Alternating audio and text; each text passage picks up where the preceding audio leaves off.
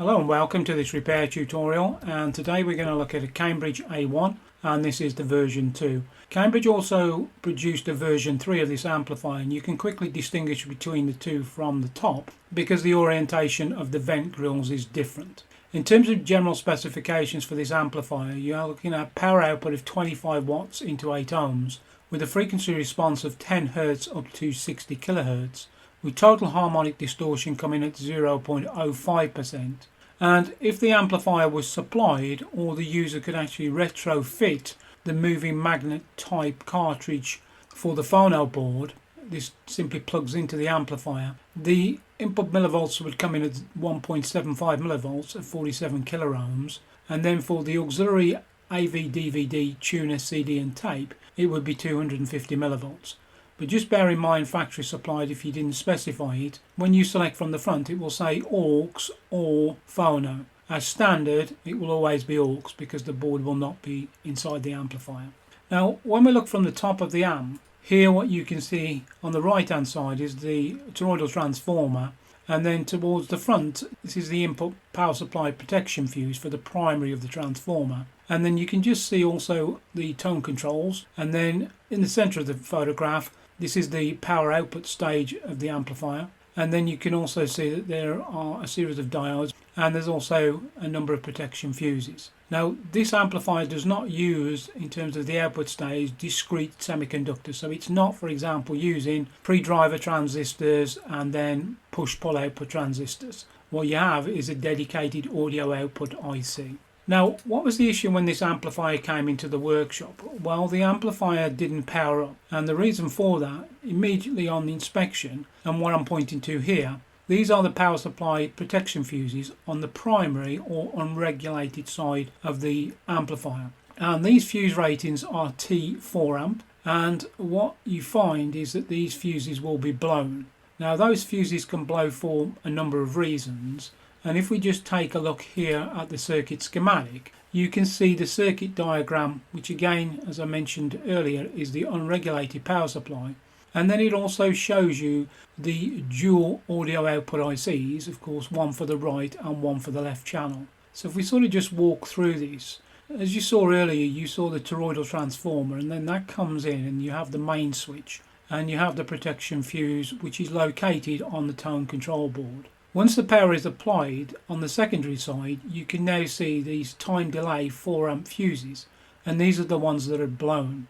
What I'm also highlighting to you as well is the rectification diode. So what you're forming here is a full wave bridge rectifier, and that means that it will rectify both on the positive and negative half cycles of the wave coming from the AC output. You also have filter capacitors, and what they've done here is they put some 100 nanofarad filter capacitors before the rectification diodes, and the intention here is to filter out high frequency noise. And then after rectification, what is then happening is they've done the same again, so you see 100 nanofarad high frequency filter caps. And then rather than just have maybe 2 large electrolytic capacitors, and you see this on the A2 and then the A500 and the A4 and also the A5, what they have is multiple capacitors which are just in parallel. And then what I'm pointing to here next is the dual audio output ICs. Now, as I made a note, this amplifier does not have any form of speaker protection output circuit. And the reason for that is that the amplifier is entry level. And as you saw from the general specifications earlier, it doesn't have, for example, a headphone socket, you don't have a tone defeat switch. So the intention here is for customers that they may purchase an A1, and then over a period of time, if they're then looking to update or to upgrade their audio system, they may go up to a higher model, for example the A5. Even the A5 didn't have a speaker protection circuit either. So the issue is that if inadvertently the customer shorts, for example, the wiring from the speaker output binding post to the speakers, or maybe the coil inside the speaker goes short circuit, it will blow the audio output IC. And this is probably what's happened here. There's been a shortage of the wire, and then it's blown the secondary power supply protection fuses. Now the TDA1514A output IC is manufactured by Philips, and like many components, over a period of time they go obsolete. And the biggest challenge for anyone who's undertaking a repair of this model of amplifier is that the TDA1514A cannot be obtained. And what you see, and we commonly see this in all areas of electronic repair, you have suppliers normally in Asia who have flooded the market with counterfeit integrated circuits, semiconductors, capacitors, really everything. And the challenge is that if you go source one of these devices, you will of course solder it into the circuit board, and then you'll then power up the amplifier, and unfortunately it will blow the protection fuses immediately, and you'll probably see a puff of smoke coming from your newly installed IC, and you may believe that you've missed something, that there's something else there which is causing the failure of the integrated circuit. But that's not the case. It's because it's a counterfeit device. So all that you can source are used original pulled devices, and there are component manufacturers out there who will provide those.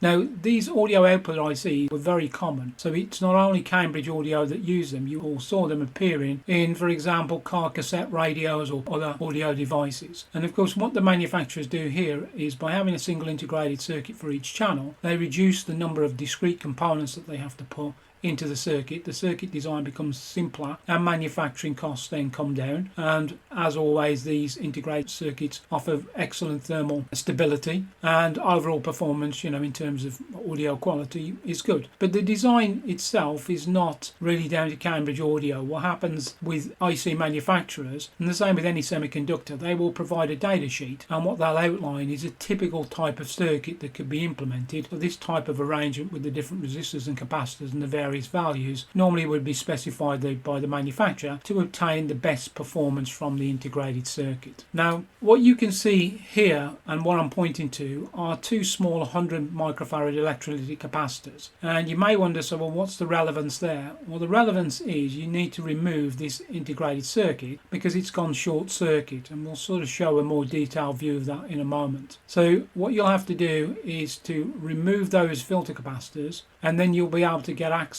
then to the two screws there. If you try and do that without removing them, it's going to be very, very difficult, and you could cause damage not only to the fixing screws, or you could damage the capacitors. If you look in a little bit more detail, you can actually see that there's some burn mark on one of the connecting links, so that tells you that that IC has failed. Now normally what you would do is you would remove this IC, and then you would then power up the amplifier via the dim bulb tester, and I'll put details in the description here so you can go and look at what that is. Remember as well that the blowing of the 4 amp secondary power supply fuses could also occur if maybe one of the high frequency filter capacitors have gone short circuit, or even one of the rectifier diodes. It can happen, and I've seen amplifiers in the workshop with such a fault, but if you sort of look, you can normally spot that the integrated circuit has blown. Now what I do is I will remove the 100 microfarad capacitors, and what I'm showing here is just a crank screwdriver. So if you're looking to acquire different tools in the workshop, this is really an excellent screwdriver because you can get into quite a close corner, and what I don't have to do is to remove the large electrolytic power supply capacitors to put a long straight screwdriver in there. So I just use a crank screwdriver just to undo those two fixing screws. And as I said, when you're replacing the IC, it's really important that you put those screws in straight. You don't want to try and screw them into the heatsink, maybe non-straight, because it'll probably thread it or it will just jam up. Now when you get access to the amplifier main board, it's relatively easy. All you do is you just remove the fixing screws at the rear, which go through the speaker binding posts, and then there's a series of screws underneath. You'll need to unplug one of the multi-pin connectors which connects to the tone control board, and then turn over the circuit board. And you can see here there's not a lot going on. It's really simple in terms of board layout. And then the next thing that I'm showing you, this is the integrated circuit that has now been removed. So this is the mica washer, and you can kind of just make it out. So this is just this mica washer, which is an insulator which electrically isolates the rear of the integrated circuit, the tab of it, with the metal heatsink, and you need to have this in place. You can also see that there is thermal transfer grease, or heatsink compound as it's commonly called, and you must apply that to the rear of the mica washer and then also to the back of the integrated circuit. Bear in mind that sometimes it can be a little bit bit tricky just to sort of align the mica washer because you have cutout slots on the integrated circuit. The reason why I mention that is you don't want to sort of force the screw through and maybe the mica washer is not in alignment, because instead of you having a hole where you just pass it through, you may inadvertently damage the mica washer, and that's the last thing you want to be doing. And then here what we're showing you is the integrated circuit out of the board, and clearly what has happened is the integrated circuit has gone short circuit and it's generated a huge amount of heat. If you'd seen it with the top cover off, then you would have seen a plume of smoke, and you can see the plastic casing is broken, so it's sort of blistered out because of the heat. And you can see that this is a Philips device, so you can see the manufacturer's emblem, the date code on there, and then also where it was manufactured. And then what I want to point out to you is when I was replacing the secondary power supply protection fuses, and this also applies as well to the main input power supply protection fuse on the primary side, what you could see is there was quite a lot of oxidisation. So maybe this amplifier at some point had just been stored into a damp environment. So you just really want to replace these. You could probably get in there and clean them, but what I do is I just replace all of the fuse holders and then insert brand new fuses. The last thing you want is sort of this oxidisation creating maybe an intermittent contact or other types of issues. And I kind of point to that here, so you can see that this is the primary side. So the wires that you see connecting here is the wires going out after the fuse. Those go to the primary of the toroidal, and then to the right hand side where they've brought them into the main power switch, and there's also a varistor as well. That's coming directly from the mains input. You can also see, and I sort of mentioned this before, a bit of a close up there for the treble and bass controls. Now, because I needed to get access and replace that power supply protection fuse, well, what I needed to do was to raise up the tone control board. And it's straightforward, but there's one thing that you need to be aware of, and this is what I'm showing you here. So to remove the front fascia, you need to remove the fixing screws from the top, which hold in place the tone control board. You have 3 screws underneath, which holds the bezel, and then left and right, there's 2 other fixing screws. So once you've removed those, what you will need to do is to pull off here the input selection knob, and what you find is that there's 2 countersunk screws located there, and you need to remove those. If you've never stripped one of these amplifiers down before, it can be a little bit confusing or maybe a little bit annoying when you think, well, what's holding it in place? This is the same for all of these series of amplifiers. So if you had an A5, A500, A4, A2, etc., the hidden screw is always the same because fundamentally the board layout for the tone control circuit is the same. And then here what I've done is I've just raised up the board, and you can see on the left hand side, just make it out, that's where the wires are coming in for the power switch, and the power switch is located on there. And then you have all of the individual solder connections, both for the tone controls, and we'll get to that in a moment, and then also as well where you have your selection switches. And then here, this is the fuse which has been replaced, and there's a brand new top cover plate on there, and I've just sort of highlighted that just for your own reference. And with all these amplifiers, what you'll find is depending on the operating voltage, it will indicate what the correct fuse rating will be. So that's both on the secondary side on the main amp board, and then also here on the power input stroke tone board. And then if we go a little bit more detail, here again we have an extract from the service manual, and what you can see here is that you have on the right hand side, it's showing you the power switch and then the suppression component across there, and that just minimizes the electrical noise as the contacts switch on and off, and of course current flows through there. And then what I'm also showing you here, and they're located on that board, is the regulated power supplies. So what you have are plus and minus 15 volt supplies, and you have these voltage regulators, and surrounded around there are multiple smoothing capacitors, filter capacitors, both for high frequency noise removal and then also removal of low frequency noise. So electrolytics for your low frequency, so 100 Hz, 50 Hz, depending on what your rectification circuit is, and then your higher 100 nanofarad high frequency capacitors. And then what I'm also pointing to as well here are the operational amplifiers. So what this amplifier uses, and again it's very common across the other series, A series of amplifiers, what they use is dual operational amplifiers, and the part number is NE5532, and very, very common. This is not just used in these types of amplifiers, but you'll see other brands as well. And then if you were looking from the front fascia, you'll have the volume control, and these are dual dual gang potentiometers, and it will be a D shaft type. And then here for your tone controls, same again, these are dual potentiometers, left and right channel, and D shaft. And then what you have is the various components for the different filtering depending on what that adjustment makes. So it's just resistance and capacitance. So as you will change the variable resistance from the potentiometer, of course via the necessary filtering, it will either pass through the higher frequencies for your treble controls or your lower frequencies then for your bass controls.